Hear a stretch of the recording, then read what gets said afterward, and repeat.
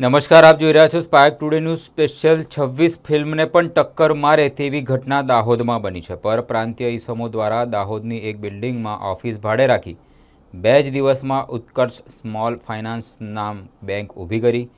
બેંકના તમામ સેટઅપ અને સામાનમાં ચેક દ્વારા ખરીદી પણ કરી। દુકાન ભાડે રાખી તેનું ભાડું પણ ચૂકવી દીધું। બેંક ઓફિસ બનાવી બેંકમાં દાહોદના નોકરી માટે ઈચ્છુક સ્ટાફ માટે ઇન્ટરવ્યૂ ગોઠવી મહિલા પુરુષને બોલાવી નાટક રચ્યું। ત્યારબાદ દાહોદના જ્વેલર્સને ફોન દ્વારા કોન્ટેક્ટ કરી જગન્નાથ રથયાત્રામાં સોનું દાન કરવાનું કહી 200 ગ્રામ સોનું બેંકમાં મંગાવ્યું। ઊભી કરેલી બેંકમાં વેપારીને બોલાવી લોકરમાંથી રૂપિયા આપવાના બહાને પાછળના દરવાજાથી આરોપી ફરાર થઈ ગયો। દાહોદ એ ડિવિઝન પોલીસ દ્વારા સમગ્ર મામલે 2 ઇસમો વિરુદ્ધ ગુનો નોંધી તપાસ હાથ ધરવામાં આવી છે।